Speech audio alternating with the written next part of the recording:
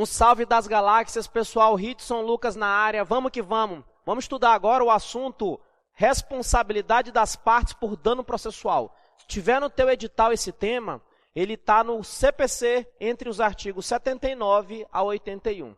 Vejam só, um dos deveres das partes é agir com boa-fé.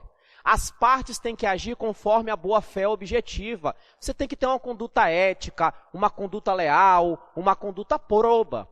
E se você agir de má-fé, você pode se dar mal.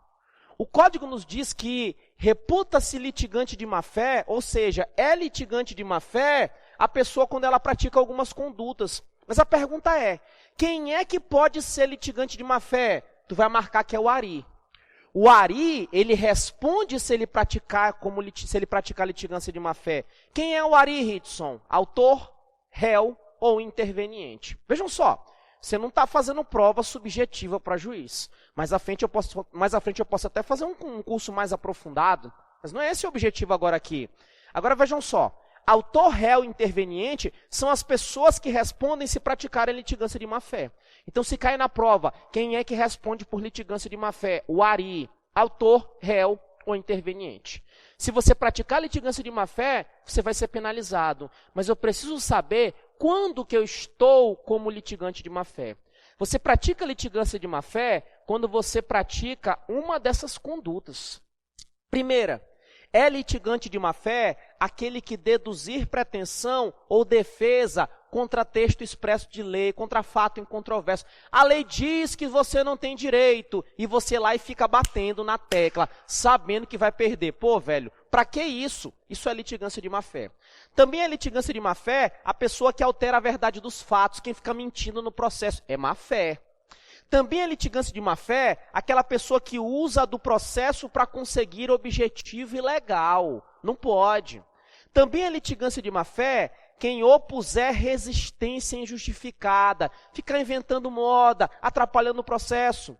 E também aquele que provocar incidentes manifestamente infundados. E, por fim, quem interpuser recurso com intuito manifestamente protelatório, também é litigante de má-fé. Cuidado que você tem que ter. Se eu te perguntasse bem assim na prova, a pessoa que viola o dever de cumprir com exatidão, de não criar embaraços e de não fazer inovação ilegal, pratica litigância de má-fé. Não. Embaraços, exatidão e inovação não é litigância de má-fé. É ato atentatório à dignidade da justiça. Litigância de má-fé é quando faz isso. Ritson, e se eu fizer uma dessas condutas, não precisa ser todas ao mesmo tempo, porque se tu fizer tudo, pelo amor de Deus, bicho, tem que te capar, velho, né? Tu é um tarado, né? Agora, vejam só, você basta fazer uma você é litigante de má-fé. E se tu fizer uma aqui e também violar o EEI, exatidão, embaraços e inovação, tu pega a porrada aqui e pega a porrada lá. Essas sanções, elas são cumuláveis, tá? Beleza até aí? Agora vejam só. Em prova, eles cansam de perguntar qual das alternativas abaixo é litigância de má-fé. E tu tem que saber todos os incisos desse artigo. Eu tenho um macete para te gravar. E olha, por enquanto está infalível, velho. Está invicto esse macete. Esse macete é bem assim, é o mnemônico. Inclusive, se você quiser me seguir lá no Instagram, tá? No Periscope, @mnemônicos, tá? E se quem usar meu mnemônico, cita a fonte, velho, tá? Vejam só. Pra você provocar alto, chamar o Raul com gosto, velho. Pra você provocar alto, use o dedo. Use o dedo até o rim protelar. Isso? Que porcaria doida. Grava isso que você não erra na prova. Porque se tu vê isso na prova, o cara é litigante de má-fé. Se não tiver isso, não é. Olha só, primeiro caso, é litigante de má-fé? Qual é o verbo? Proceder. Proceder de modo temerário. Provocar incidentes manifestamente infundados. Alterar a verdade dos fatos. Usar do processo para conseguir objetivo ilegal. Opuser, deduzir pretensão contra texto expresso de lei. Interpuser, recurso com o intuito manifestamente protelatório. É aquela pessoa que entra com recurso só para atrasar o processo. Se você praticar qualquer um desses atos, você é litigante de má-fé. Fechou? Então lembra, você provoca auto, use o dedo. In te, o rim protelar. Fechou? Agora eu quero saber quais são as consequências de quem pratica litigância de má-fé. Quando você pratica litigância de má-fé, o juiz, de ofício é sem pedido. De ofício ou a requerimento da parte, o que ele vai fazer? Ele vai aplicar uma multa para o litigante de má-fé. Essa multa, ela é superior a 1% e inferior a 10% sobre o valor da causa corrigido. Cuidado! Ato atentatório à dignidade da justiça, a multa é até 20% do valor da causa.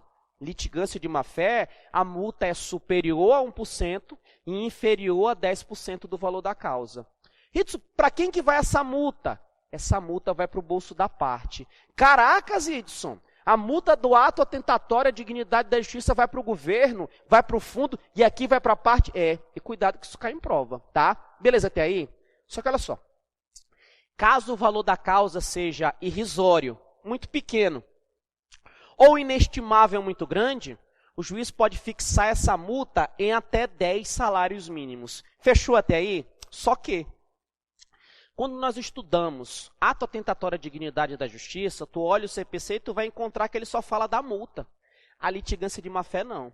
Na litigância de má-fé, além do juiz aplicar a multa, o juiz também condena o litigante de má-fé a poder arcar com as despesas da outra parte no processo, a pagar os honorários e também pagar uma indenização pelo prejuízo que a pessoa sofreu. Então, cuidado.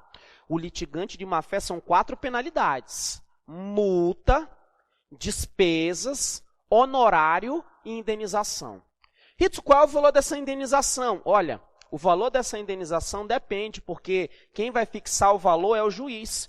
O juiz vai fixar de acordo com o arbítrio dele, daquilo que ele está analisando, de acordo com a gravidade. O juiz vai mensurar. Só que tem situações que não tem como o juiz mensurar. Então, quando não der para o juiz mensurar, tem que definir o valor da multa. Então, como é que eu faço? O juiz pode arbitrar, pode fazer um arbitramento do valor da multa, fala assim, ó, considerando isso e aquilo, eu arbitro em 2.000 a multa. Ele pode. E se ele não arbitrar, ele pode liquidar o valor pelo procedimento comum dentro do próprio processo. Ele pode fazer isso, tá? Então, vejam só, litigância de má-fé.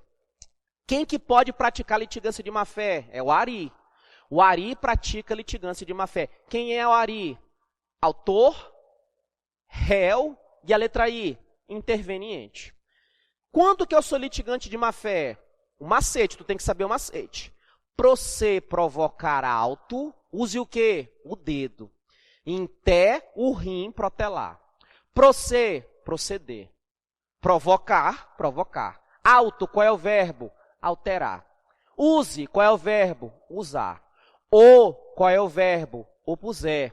Dedo, qual é o verbo? Deduzir. Você provocar auto, use o dedo. Em té, que verbo é esse? Interpuser. Interpuser, recurso com intuito manifestamente protelatório. E se eu entrar com recurso para mudar a decisão? Não, pô. Litigante de má-fé não é aquele que entra com recurso para mudar a decisão. É aquele que entra com recurso com intuito manifestamente protelatório, para poder ficar protelando, atrasando o processo. Quando tu pratica litigância de má-fé, você tem 4 penalidades. Você tem uma multa, você paga as despesas, você paga os honorários e também você paga uma indenização. Quero falar primeiro sobre a multa. Quem que fica com o dinheiro da multa? É o fundo ou é a parte? É a parte. Qual é o valor da multa? Superior a 1% e inferior a 10% do quê? Do valor da causa. E se o valor da causa for muito pequeno ou for muito grande, o juiz fixa o valor dessa multa em até quantos salários mínimos? Até 10 salários mínimos. A indenização, o juiz vai fixar, ele vai mensurar. Só que se não der para ele fixar, não der para ele mensurar, ele arbitra, ou então resolve o valor num procedimento comum dentro do próprio processo. E viveram felizes para sempre. Caríssimos, sangue nos olhos até a posse, lembrando que não leia muita doutrina quando você for fazer concurso só para técnico. Normalmente, provas para nível médio é só lei seca.